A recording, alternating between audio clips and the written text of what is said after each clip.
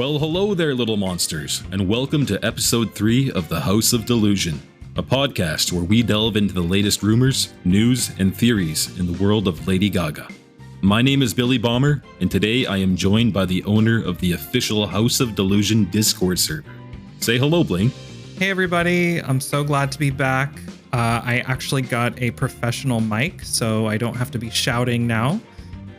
So yeah, we're gonna get into some really cool, juicy stuff today. It's kind of funny because it's the exact same situation that Cal went through, and now it's just history's repeating itself. Exactly. Yeah, but in today's episode, we will quickly bring you up to speed on the latest news, rumors, and theories in the world of LG7, but then the bulk of our episode will be discussing potential collaborators on the album and what that all means. So, before we dive into the juicy bits, Bling here will recap what has happened since the last episode. Okay guys, so as you know, on Monday, was it Monday? On a day. 4 days ago. On a certain day of the past week. What day was the 25th? The 25th was on a Tuesday, actually. Tuesday. Okay, guys. So as everyone knows, on Monday, the Sasha Velour and Gaga Chromatica Ball interview finally dropped. But hold on a second. It was only available for about 30 minutes. And we were fortunately gifted by a couple of monsters who, I guess, downloaded it illegally. But very illegally. Yeah, of course. So we were able to post that officially to our Discord, and the House of Delulu actually had it streaming when no one was able to watch it anywhere else. So number 2, House of Delulu exclusive. Which is funny because, like, typical Gaga fashion, the video goes down, no announcement, no explanation, even 4 days later. Yeah, why did this happen? Why did it get uploaded? Why did it get taken down? But furthermore, I mean, let's jump into it. You know, I think it's a cute pride thing. It definitely gives me a new appreciation for the Chromatica Ball, and any Drag Race fans know that Gaga actually appeared on season 9 or season 10, whichever one Sasha was on. And so it was kind of a nostalgic feeling. So that was definitely cute.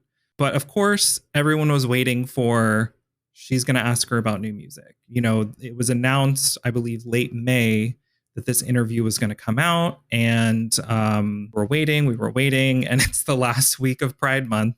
Finally drops, and we click on the video. It's 4 minutes long, and the last 15 seconds she gets asked about, I believe the quote was, "What hints can you give fans about your next project?" Mm-hmm. And in typical Gaga fashion, she was super cryptic, just said that she's been in the studio a lot, creating tons of music. It's been a vast experience, et cetera, et cetera. So unfortunately, it's kind of a nothing sandwich. Yeah, like it really, in my opinion, feels like a punch in the face after what we've been waiting for. But it's all the teasing, you know, and all of the cryptic posts and everything that just seems like it makes sense just leads to nothing, you know? And that's, I think, the part that feels demotivating about all of this. And that's why this interview being uploaded for 30 minutes with no announcement and then randomly taken down with no explanation just really felt, a kick in the nuts, if you will. It was like, really? Yeah. We've been waiting so long, and this is the closest we've been to new news, and it just gets taken away from us with nothing. Well, quite literally, it was taken away. It was taken down. Quite literally, yeah, exactly. Just made into a private video. And also, you know, I was super delulu because it dropped on the 25th. As you guys know, May 25th was when she teased the LG7 snippet. So I was thinking for sure it's been 1 month, we're getting more news. And the clip ended and it was nothing. I just feel like we're at the state where there were so many possible dates that we all theorized that, or like, okay, maybe we're a little bit delusional, but these could make sense for announcements of significant symbolism, anything. But now here we are, June 29th. Every single theory that any fan has ever possibly thought of in the past, month and 4 days here since Gaga Chromatica Ball has been gone out the window. It's been disproven. All insiders who've said anything have been disproven. Basically, anything that we've clung to for hope-wise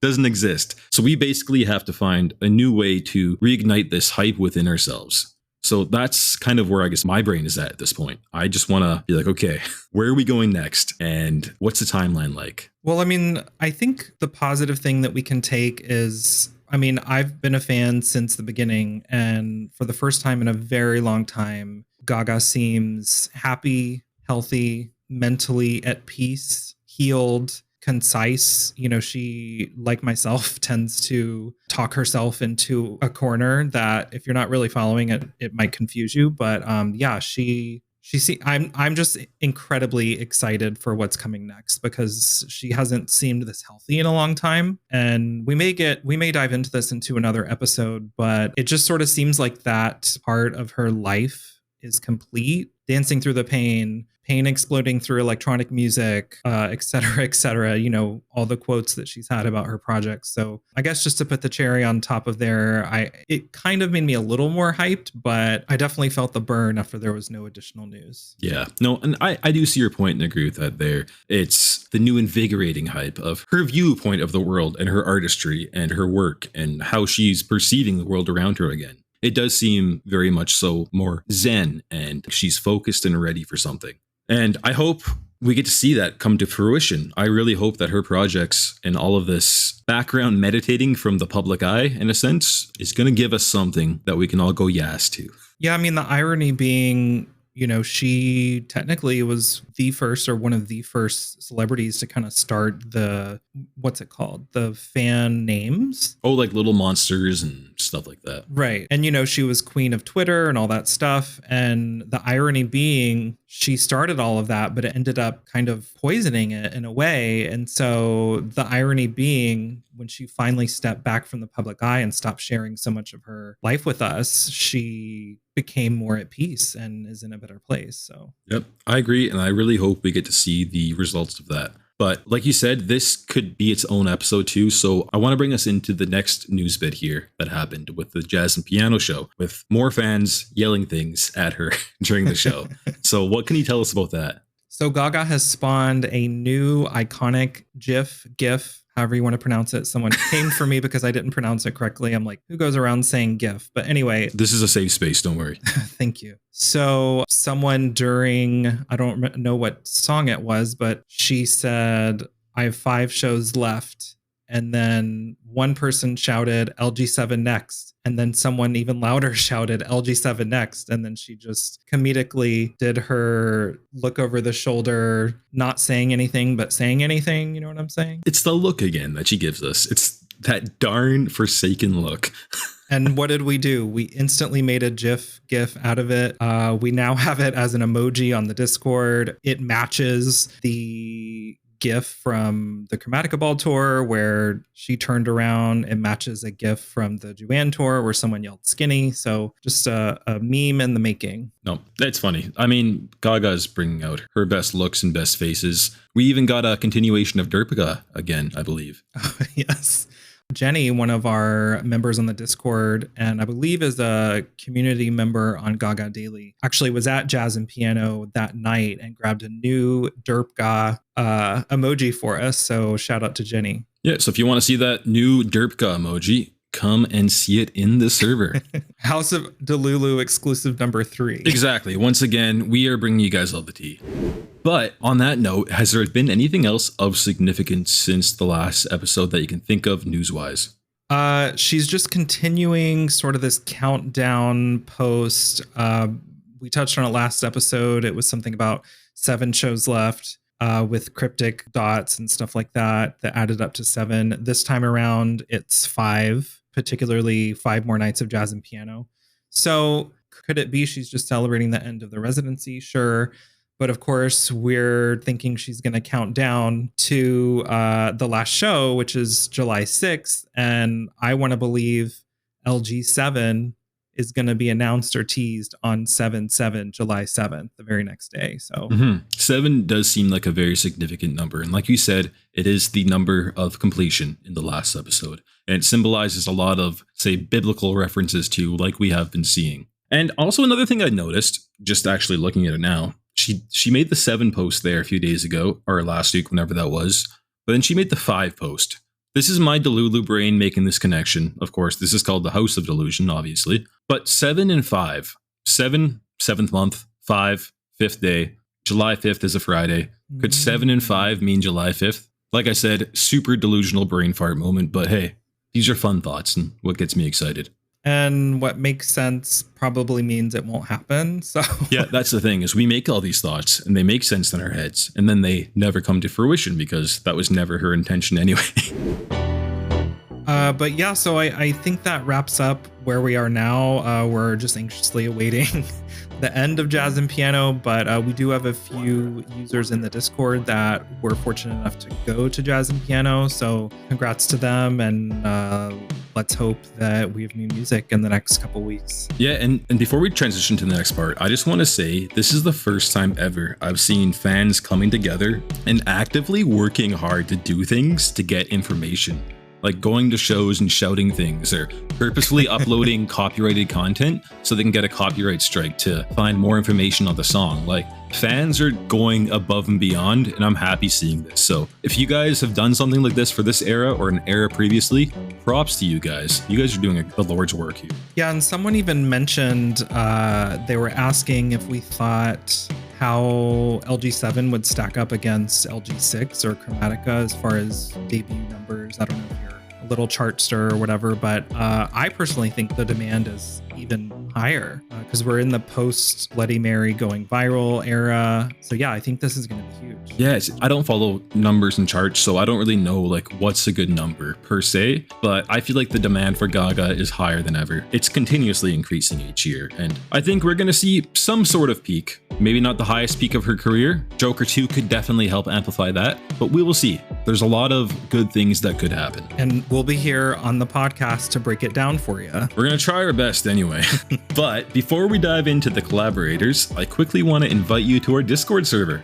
Just go to discord.xyz or Z for Americans /House of Delulu. That's HAUSOFDELULU.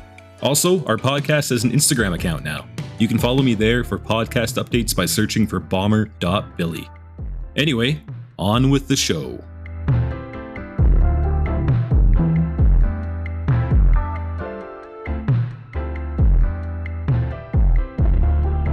So, to bring us into the bulk of today's episode, we're going to be talking about potential collaborations and what that means for LG7. So a lot of this has some kind of news back up to it, or say leaks, if you will. There's a lot of collaborators who have not been confirmed, but there have been some teasing as if they might be. And one of those artists seems to be The Weeknd.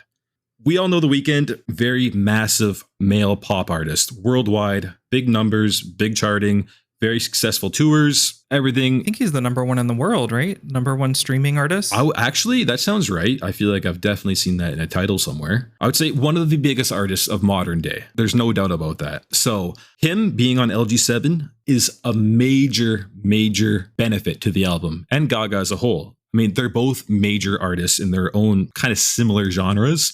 I'd say Gaga being one of the biggest in the female area and him being one of the biggest in the modern male era. What do you think about The Weeknd being on LG7? Just your initial thoughts. I have mixed thoughts. I have always found his production to be top tier, even as back to, I think it was like 2015, where he kind of really started gaining some traction. So I think quality wise, it will be high. Also, he did a collaboration with Lana Del Rey. As a Lana Del Rey fan, it wasn't my favorite, but I enjoy his vocals. I don't love them. They tend to be a little too auto-tuned for me, but I don't know. I just feel like they're so massive. You know, we saw what she did with Ariana, who is one of the biggest pop artists of the newer generation. So I'm eager to see if they are collaborating, what their minds can put together, because with, I believe it was the After Hours era, I was impressed with the topics that he chose. I like that he's very visual. What about you? Yes, I agree with that. He's a very visual artist like Gaga. He focuses on the themes, the symbolism, and a lot of just the general vibe he wants to give off. Basically, he's giving you a musical experience. not just a song to listen to and bop to or cry to or whatever you do to music. He's giving you an experience that you can basically feel fully immersed in. And that was like his album in January of 2022, Dawn FM. Like that album is literally just, it's a radio show made to calm you. It's very like dark synthwave inspired and has some other elements of dark wave inside there and other 80s themes. He's building a world like Gaga has, and he immerses you in it. And I don't know, that's the type of artistry that Gaga needs to align herself with. Like, obviously, she can collaborate with whoever she wants, but these are the people who I believe fit her vibe and her artistry the most. And someone like him with his outrageous styles and themes and visuals just fits so good. Yeah, I really enjoyed I think it was the After Hours album, the kind of trilogy of the Blinding Lights character. I don't know. I mean, I kind of hark on him for, especially his earlier work, being very fueled by drugs and sex and all of that stuff. But I can at least give him kudos for giving a well-rounded story arc for this character, which obviously has some of his personal experiences. So, Oh, another thing is a lot of people negatively responded to his show on HBO, The Idol. I don't know about that. Oh, you haven't seen it? I've never heard of The Idol or heard of this story. Wow. What kind of Weeknd fan are you? Not one, apparently. Enter sound effect here. I am Lady Haha. So it's not the greatest thing you've ever seen, but it's intriguing because it's about a pop star who has left rehab and is trying to make her comeback, similar to Britney and all of those. She meets The Weeknd, and he seems to be this like cult leader, and I don't know. It features a lot of his music. He becomes her producer, and you should definitely check it out. This is a story, like an art set piece. It's like 8 episodes, on HBO. Oh, interesting. And it incorporates his music from the album, then, does it? It's new. I think it's music created for the show. Interesting. Yeah. Okay. So it's not really around him. It's around the show, but just incorporating his music. I mean, he's literally like, she's the main character and he's the other main character.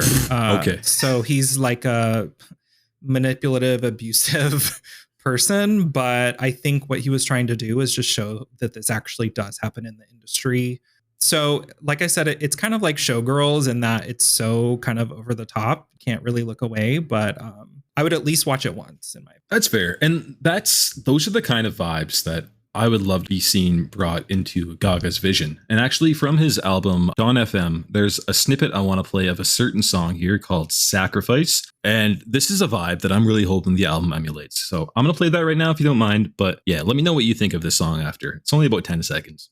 Always sacrificed your love for more of the night. I try to put up a fight, can't tie me down. So that right there, that is Sacrifice from his album from 2022, Dawn FM. That song right there is a bop in my opinion. It's just the soundscape of it, this kind of more, I can't think of words here right now, but these analog synths that are coming in and out. It's just this very, can't think of words, pulls you in vibe. Sorry, that's the best I got. What do you think about that? I don't like to give my opinion on things unless I have listened to the music. So I actually did enjoy quite a bit, or some selections of Dawn FM, particularly Take My Breath. In the sample you played, I do like how he changes his voice. Instead of saying I, he says oi. That sounds comedic right here, but in a song, it really works in a, as you said, kind of like a world building way, or it makes him distinctive. And Gaga does the same too with her words and her pronunciation of certain phrases and words. She's always done this very unique style in her pronunciation. Perfect illusion. Perfect delusion. Anyways, but yeah, it's all of these themes combined that I want to see combined with Lady Gaga on LG7. Like his sound for the past few years, I'd say since at least Blinding Lights in 2019, has been very dark synthwave and very just dark. And we know LG7 is going in a dark direction. So if he can bring some of that stuff that he's been building for the past 5 years to the table, I will be so pleased and so happy. And on top of that, his voice is pretty angelic. He can go very high, and I feel like it could match with Gaga's head voice or even some of her deeper, darker vocals too. Yeah, another thing I want to touch on too is his production typically always is very layered, very intricate, which gives a lot of replay value. Where I found with Chromatica, even though I play it a lot still, production wise, sometimes it can be a little flat, or I kind of wish they went a little further. What I like in the Weeknd stuff is he lets the song breathe. He lets the production do it, or the instrumentation do its thing. Absolutely. Whereas I feel Chromatica was very stifled in that way. Yeah, like I said, it's a listening experience. And that's really what it is. Like, sure, the vocals are front and center and you're listening to them, but everything else you're able to focus on too. And that's just what I love about The Weeknd. And also coming into our next potential collaborator, Gesaffelstein. He is also known for layering his music into a very immersive style and sound. So, initial thoughts, I know you like him, but what can you talk about him being on the album? Obsessed. I am obsessed. Cal actually taught me how to say his name correctly because I've been saying Gesaffelstein, but it's Gesaffelstein. Gesaffelstein? Yeah, I don't even know if I said it. Gesaffelstein. No worries. But it's you and I. Cal's not here. We can play with it. Yeah. I believe it was his 2013 album Aleph. I'm assuming I'm pronouncing that correctly. I think I discovered it in, 2015 or so, but it's exactly the sound I've been wanting from Gaga. It's like dark Euro industrial. It's just like, it's the sound we wanted after art pop. Yes, 100%. It's basically not what I'm going to say what we expected, but that should have been the sound that Gaga transitioned to next. Yeah, it seemed art pop was going to be a little more industrial. It's a little more glittery, but yeah, I'm excited if this rumor is true. I mean, we don't have any pictures submitted. It was a random, what do they call that? Sighting? Yeah, well, I think I have the news article here. According to a blind item sent by Dumois on Twitter there, Lady Gaga was seen having lunch with French producer Gesaffelstein at Sunset Tower in West Hollywood yesterday. So that was posted on January 21st of this year. So apparently on January 20th of 2024, they were seen having lunch together. So yeah, like I said, it's that very dark. I'm losing my adjectives today. I know, dark is the theme. We're going to keep it that way. Yeah, just kind of like if you envision going to a European goth club, like that's, I would be there every night. Like that's the type of music that I would want to dance to. Yeah, it's that type of vibe. I would love to dance in the club to some hardcore, industrialized, dark wave Lady Gaga electronic craze. Like, that's what I've been missing for about 10 years now. And I am so excited that we might possibly get that type of music again from her with these collaborators, especially Gesaffelstein. And actually, I do want to play some of his music here. Obviously, for copyright reasons, we cannot play full songs, so you cannot get a full thing. So I do implore you to check out these artists' musics on your own. But this is one song called Hard Dreams, and it's just really the production of it. And as Bling said, the layers of it that I love. So here it is.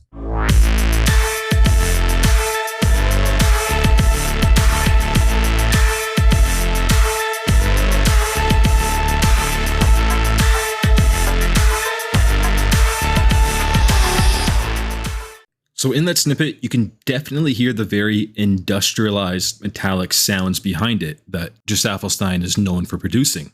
So Bling, I think I just heard the LG7 lead single. Right? It's that type of sound. It's very driving. Does that make sense? It's mechanical. It's dirty. It's dirty. Yes. It's everything to me. It's everything. Yeah, it's this type of sound. We've been dying for this for a decade now, but the genre has expanded a lot. It has modernized a lot. Whole entire industrial genre itself goes back, to the 70s or 80s? Even before that, I believe, and has its ties to post-punk and darkwave. So as a very big 80s synthwave and just general kind of more early pop fan, these are sounds that I am so intrigued about. And I am so glad that Gaga is working with these types of producers because these have been dreams of mine for a long time. And these are artists that I've been listening to for many years now. And the chance that my favorite artist of all time could potentially be collaborating with some of the artists that I listen to for the best sound, well, that's a dream come true right there. So yes, we're very eager to see which artist she's going to be collaborating with. I definitely think it would bring a lot of attention on Gaga if she were to do something with The Weeknd. I would be very interested to see visually what they did together. It's just everything I've wanted for her for so long, and I feel like it appeals a lot to international fans, European fans. So I couldn't ask for anything more for Gesaffelstein. Yep, and I agree. You said it perfectly there. They are going to bring some interesting things to the table that have been much needed in Gaga's soundscape for years. So I guess all we can do is look forward and see what happens.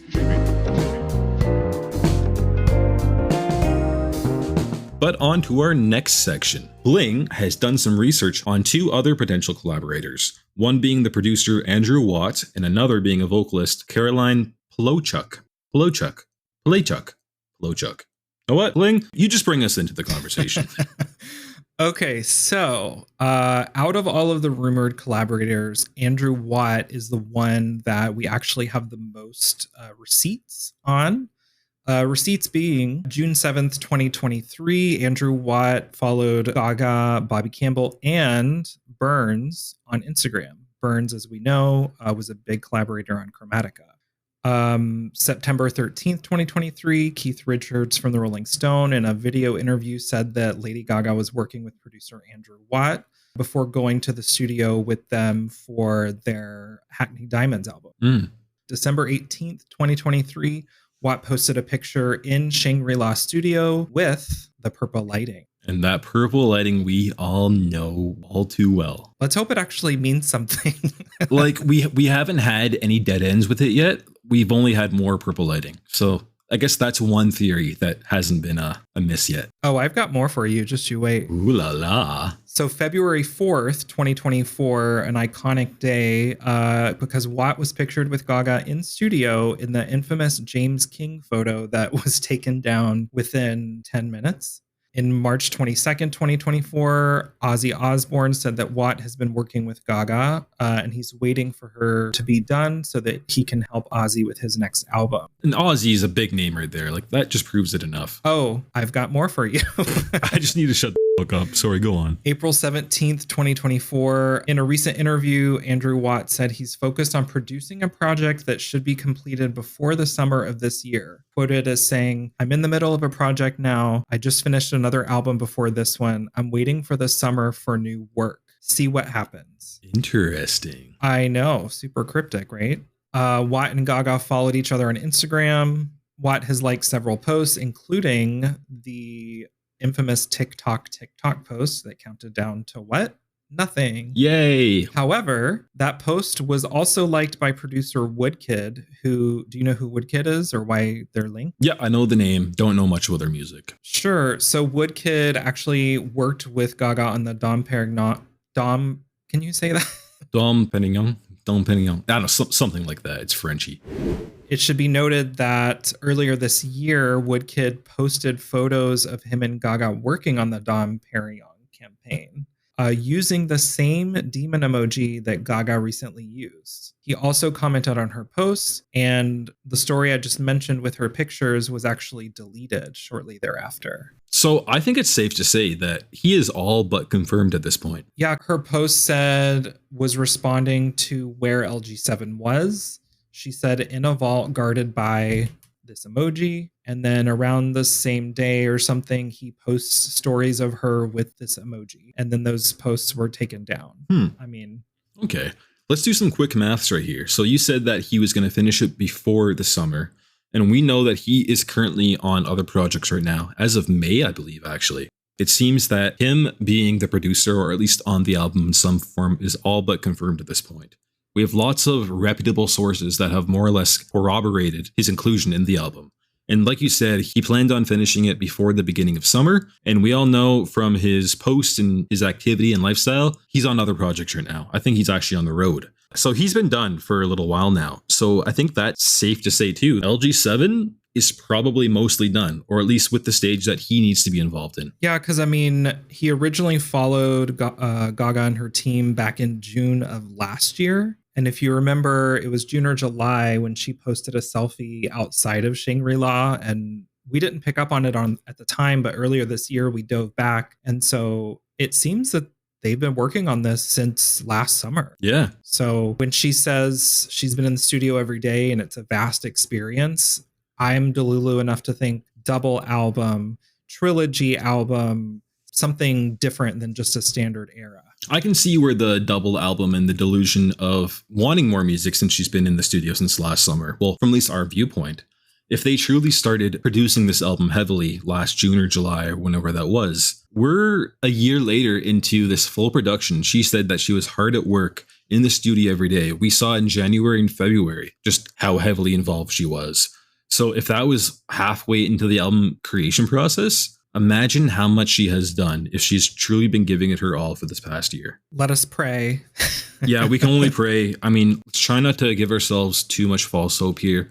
Like a double album, a black and white heaven and hell theme would be the bee's knees. But God, I need to settle myself for hype because I just get too ahead of myself sometimes. I mean, that's why we're here.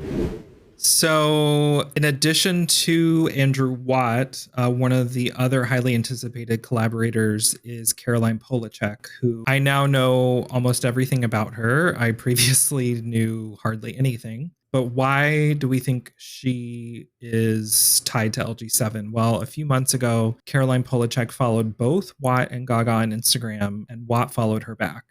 February 15th of this year, Polachek liked one of Gaga's photos, and it's rumored that Polachek is only writing for this project. But again, we have absolutely no clue. So I know neither of us really know that much about Polachek, but do you have any thoughts on Watt? What?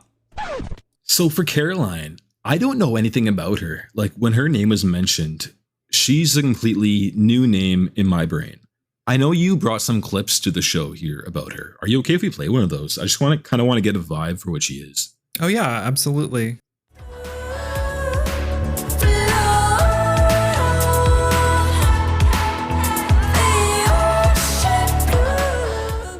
Okay. So super limited, obviously for copyright purposes, but it's from a song called Welcome to My Island, which opens her highly acclaimed 2023 album, Desire I Want to Turn Into You. Interesting. Are you okay if I play another snippet or two here just to get more of a vibe for what she's been creating here? Sure. Okay, so this next one here, can't see the full title. My podcast software is cutting it off, but once again, Blink can hopefully explain that for me.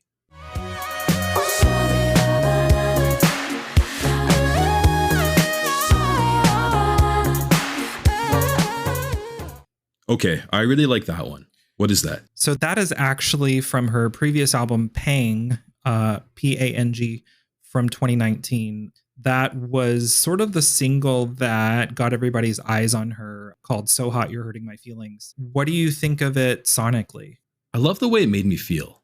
I'm getting bedroom pop right from the get-go, but obviously that's just from a 10-second snippet, so I can't judge the song too much. I just love the way it made my brain tingle. And like I said, it's only 10 seconds, so it's really hard to judge these things. But I'm going to play another one here because you did send me 3 files.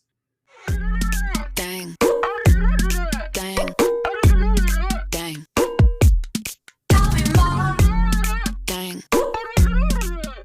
Okay, that is a very different style from the first 2 songs. Yeah, I tried to, I listened to all of her stuff and I tried to pick a variety of her sounds. Mm-hmm. And that is a departure from the first 2. So what can you tell us about that snippet, actually? So the first thing that came to my mind when I heard that was Sophie.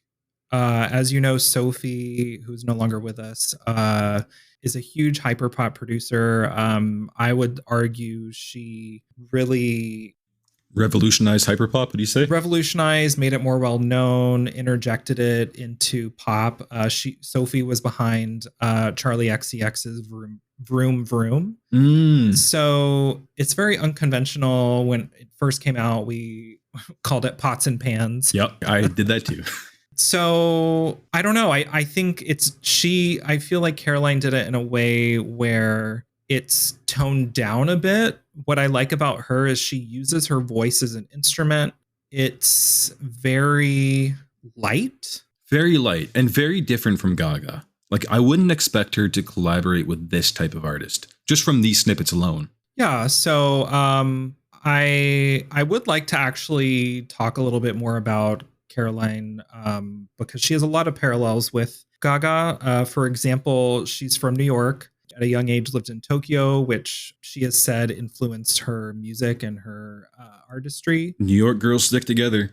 Exactly. She's also only a year older than Gaga. Just like Gaga, she played with a keyboard and piano at a very young age. She's quoted as saying the artist Enya calmed her down. As a lot of people know, Enya is very kind of otherworldly. Gosh, I can't think of the word, but It's okay, we're having vocabulary issues today. it's the Delulu, plus I'm over 30. So as a teen, she traveled to New York to attend shows like hardcore emo, punk, jazz shows, really kind of diving into this just so you guys can kind of see like what she could possibly bring to Gaga's project. She also went to NYU. She started a band.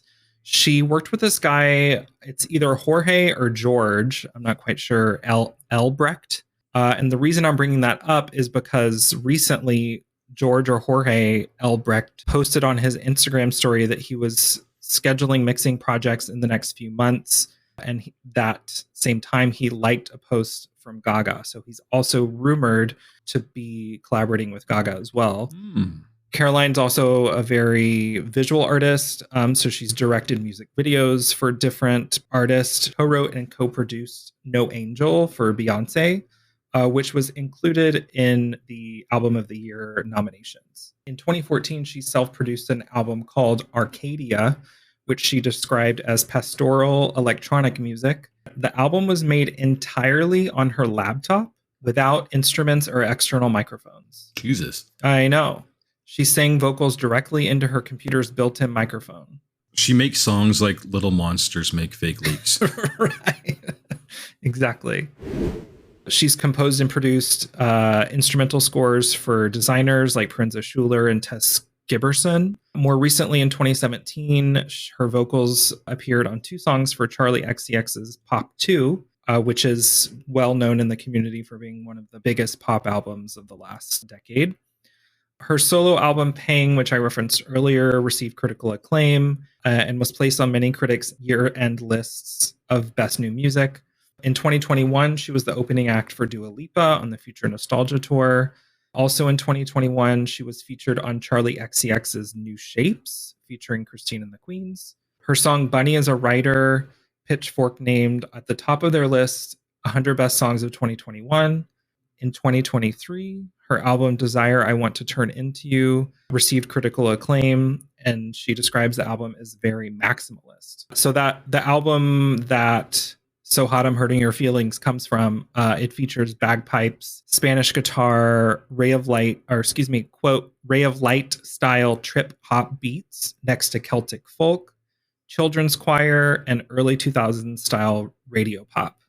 She's quoted as saying, growing up listening to artists like Fiona Apple, Kate Bush, and Björk, and seeing these women who claimed a lot of attention, seemingly without compromise, felt so aspirational to me.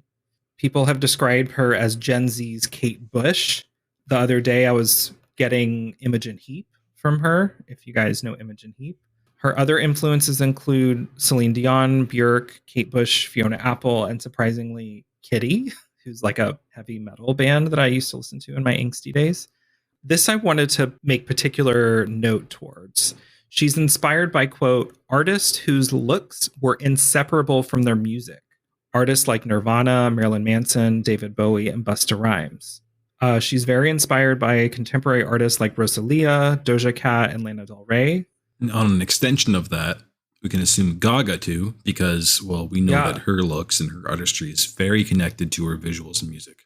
And since she's rumored to be a writer, this article in The Guardian quotes, she has perfected the art of writing songs about the emotion that, quote, doesn't fit in the world. Her lyrics prize fragility, beauty, and metaphor, while most pop is literal and diaristic. sounds like she has a purpose that Gaga can get behind. She sounds like the type of artist that Gaga would want to surround herself with, if that makes sense. Yeah, and I think I mentioned it last episode. I have been really wanting Gaga to work with more female collaborators and producers. I'm not sure if the label has turned down that type of opportunity before, but we're living in just such a different time politically and in music, and I would just be really interested to see what they could do together. So yeah, so that kind of wraps it up on her. I am really eager to see what she may bring to the table. If you're on Twitter or online, everyone's super excited for this collaboration. She seems like a very intriguing artist, and I'm curious to see what she brings to the table.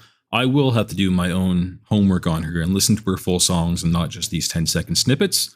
But from the sounds of it, her values and her artistry and everything that she wants to align herself with musically seems to align with what Gaga has been preaching for the past few years or even a decade musically. I think the main thing I take from this potential collaborator is Caroline's music, again, like the Weeknd and Gesaffelstein. It's very layered, it's very intricate, it's very experimental. The replay value is just super high. You know, I feel like with pop music, sometimes it can get a little stale if you listen to something over and over and over. But for example, with Bad Romance, that came out however many years ago, and I'm still finding layers to that production. And so that's something that I would be interested to see if she brings. Yep. Just bringing something unique and new to the table. And I think that's all we really want. People can try new things, artists, I don't care if they experiment. I just love seeing a drive to stand out, be different, and try something new. Absolutely. It seems like these artists, these collaborations, and Gaga herself are really trying to get that focus in.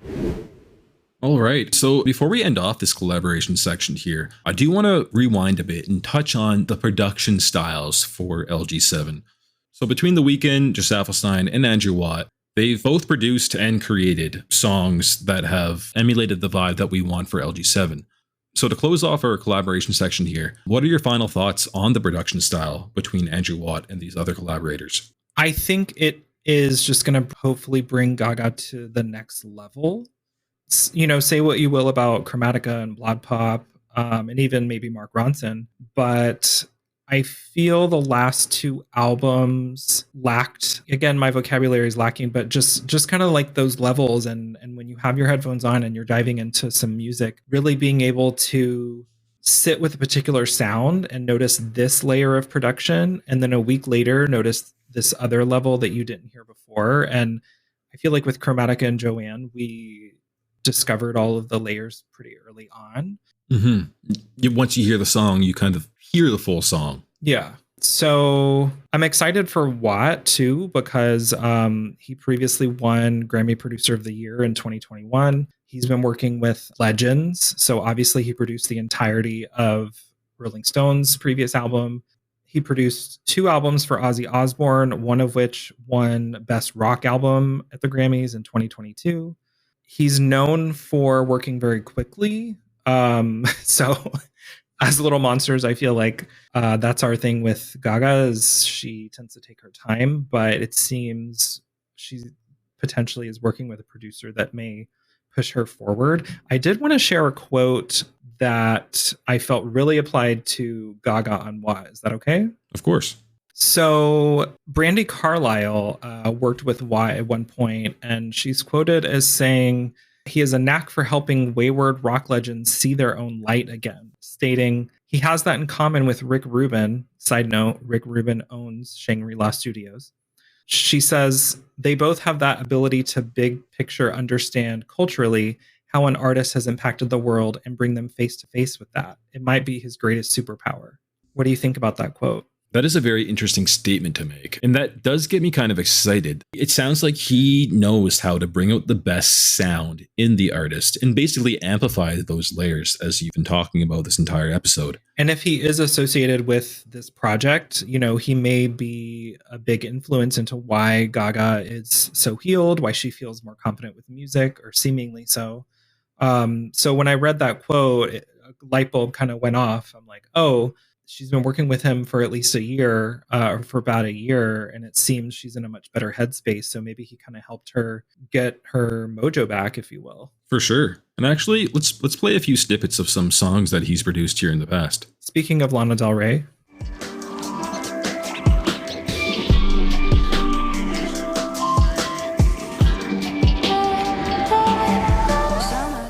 So I know that was really short, but when you have headphones on, it's just like, obviously that's a Do in Time. It's a cover from Sublime originally, but he did all of the instrumentation for it. I tried to choose samples that he was not like a co-producer. He was the main one. So just the fact that he was able to take a song from, I believe it was the 90s, and kind of revamp it for us. And it was previously like an alternative record, and he made it into this kind of alt pop, indie pop record. I don't know. It's very balanced, and particularly the transition from that kind of instrumental breakdown back to her vocal. It's just incredibly well done. Mm-hmm. I've never heard the full song before myself, but from those 9 seconds, Billy, repent.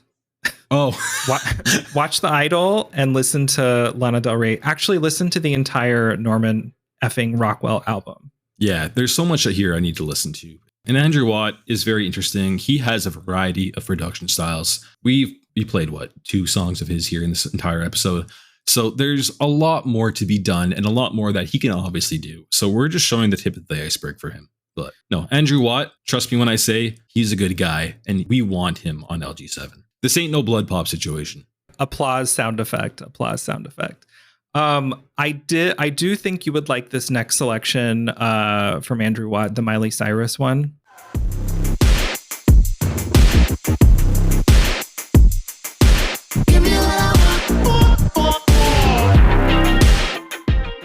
Okay, yep. Big departure from the Lana Del Rey 90s cover there. I just got goosebumps. Yeah, that is another similar sound, once again, to the Weeknd and Gesaffelstein thing that we were playing earlier. Just once again, a small snippet, but that vibe and energy that we're getting and the atmospheric depth in it, again. So just touching on that, so she obviously used, Watt obviously used, I can't remember if it's an interpolation or actual sample of 9 Inch Nails' Closer. Shout out to Starcell, who's a big 9 Inch Nails fan. But that song has that punch, just that. It's nastiness to it. It's nasty. It's grimy. It's like the Born This Way video where she is covered in all that slime. Yep. It's like that. It's like grimy. The slime game on that kids show back from the 90s and 2000s. That, but more like Gaga-fied or Watt-ified, if you will. Yes. I chose that selection mainly because it was quite different from the Do in Time snippet, so we could see his range. But the big thing in production too, I Googled what makes a good producer. It's balancing the sounds with the vocals, making sure nothing overpowers, and just making it a very balanced listen. I agree with the balanced list. Sorry, of a burp. That should be the intro. Jesus Christ. Let me restart that. Yeah, so this sound and his production style, and as you said, basically making sure that every sound matters. In a lot of pop songs and ones made to chart for radio, I'm not going to name specific artists here, but we can probably think of some songs off the top of our head. Not Katy Perry. Not Katy Perry at all. No, not mentioning her one bit. These songs are made for, well, on paper terms, success. And they are produced in a way that amplifies specific sounds, predominantly vocals, with effects and such to make the song fun, engaging, kind of like an advertisement. It's full of colors and stuff. Like, it's going to capture your attention. But it seems like Watt, at the same time, he's bringing more of this depth to the music in his production style, where these sounds, the drums, the bass, and bells, anything else he wants to include, the griminess, the industrial aesthetic, he brings that whole entire theme in. And he creates an atmosphere and a world and a soundscape around it. And you can hear that in the sound. I might be talking a little bit over myself here. I might sound like a crazy knows too much. I'm a regular person. I don't know a lot about music. But these are things I'm getting as an average listener. And I'm getting these vibes from Watt. Well, you hit the nail on the head. Depth is the word, I think, that I was missing from Chromatica, was missing production wise, was missing from Joanne. The depth. For example, when you listen to Art Pop, the title track, there's depth there. There's layers. There's a world. You can connect to the music more. Yes. Whereas with some of the more recent stuff, I don't want to say flat, but it's not as expansive as I would think a 90s house record would be. Absolutely. Now, I agree with your point there, and I see what you're trying to say. We're not discrediting these songs anyway. Obviously, all of these songs are good and fun in their own right, and they all have a reason for existing. But sometimes in production, in a music production and sound engineering, you can go a little bit further with your sound design and your music choices. So it's just nice to see these artists are taking that extra step in their sound design to basically give us this world. I would like to publicly discredit Fun Tonight and Plastic Doll. I'm going to disagree with you on that one there. And I'm going to get dragged, but I think you're never going to be a guest on this podcast. Discord shut down. Bling canceled. Our last little snippet here of work from Andrew Watt is a song that some of us have heard multiple times, some once, some never again, is the Rolling Stones song featuring Gaga, Sweet Sounds of Heaven. But I feel like you should give it one more listen in case you didn't enjoy it the first time. Let us shout. Let us all stand upright. Well, first things there, layers. Definitely notice the layers. So I picked this particular portion of the song. I mean, it's like a 7-minute song, but Gaga's shouting there, and the production is so good, you don't feel the need to turn down the volume or, there's this joke with one of Katy Perry's songs, Daisies, where she kind of shouts a little bit and it's a little ear piercing, but I felt like Watt did a really good job of, there's these really intense drums, and they don't overpower the vocal. And I don't know, I feel like the clips that we showed really showed his versatility and expertise. I think that's a good perspective to put this in, is he produces and creates his sounds and music in a way that balances everything. So nothing overpowers, as we said, but that also includes streaming vocals or powerful moments. Like, he elevates the rest of the song. So it's not just the voice that has to shine through. It's a balancing act. And he does that so well. And that really just flows into the fact, layering, equalization, and what's the big term we used all day? Balance. Balance, yes. We balance board. So yeah, I feel like that closes out our collaborators. I feel like we'll be very lucky if even half of these are true. Other noteworthy rumored collaborators are Burns, who obviously worked on Chromatica, and some of the people I mentioned earlier, also Peggy Goo, which we touched on before, a really nice house producer. So yeah, I feel like we kind of covered everything. My last bit on these collaborations is that this, at the end of the day, is still just speculation. The whole entire Andrew Watt situation does seem all but confirmed, but let's not hype ourselves too much. This is the House of Delusion. We are here to give you facts that hype you, but we want to hype you responsibly. So take all this information here today and run with it. Get excited, but go touch grass. Don't forget that. So we'd like to close out the podcast with a listener question. This one is from one of our mods on the House of Delulu Discord, Ron Lop, who asks, what do you personally hope to see most from LG7 in terms of music, visuals, and aesthetics, or promotional rollout? Billy, you take this one first. This is a fun question. Thanks, Ron. With all of the heaven and hell and religious symbology and everything in that circle, I really want to see that come to fruition, and those visuals specifically. You might hate me for this, but I'm just going to mention this because it's the first thought I had. Remember in 2021, Lil Nas X is going down the stripper hole to hell? It's like that kind of shit that I feel like we could get, or at least Gaga do stuff like that. It would be so funny and so great, and it's just that kind of fuck you, God, hail Satan energy I want. Yes. There's like an inside joke in the Discord. I keep saying, I just want her to be Satan's whore. Oh, yes. I remember you saying that. And I think our heart reacted every time because, yes, like Satan's horror should be the theme of the album. You heard it here first. Lead single, Satan's whore. Satan's horror. I feel like we touched on what we want music and production wise.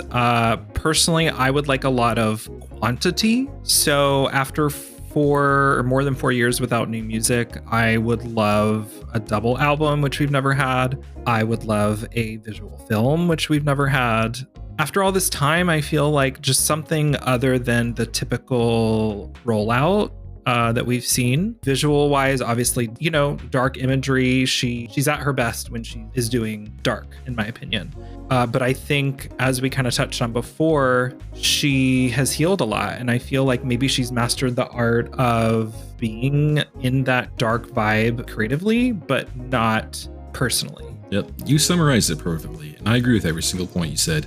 In the end, everything that we've discussed here can only bring positivity, or it can bring light to this darkness, if you will. As far as promotional rollout, if let's say we do get like an 18 track or double album or something, I would be totally fine with the only promo being Zane Lowe interview. Maybe that's pretty much it. Because you have to remember, we do get Joker in a couple months. So with an original soundtrack. But yeah, I would be fine with a long album, 18 tracks, hopefully nothing under 3 minutes. Hopefully some like 5-7 minute experimental stuff. Nail on the coffin. Once again, Bling. Truth tea spiller right there. So if you guys would like to have us answer one of your questions, feel free to leave them in the comments of the Discord suggestions channel or in the comment section of the podcast. Yep. And once again, just go to discord.xyz or Z for Americans /House of Delulu. Submit questions there or in the bottom of this podcast. But on that note, thank you so much, Bling, for joining me today. And sorry, Cal, if you're listening, that you couldn't be here. We love you, Cal. But on that note, thanks again, Bling, for joining me here. Of course. And I look forward to the next one.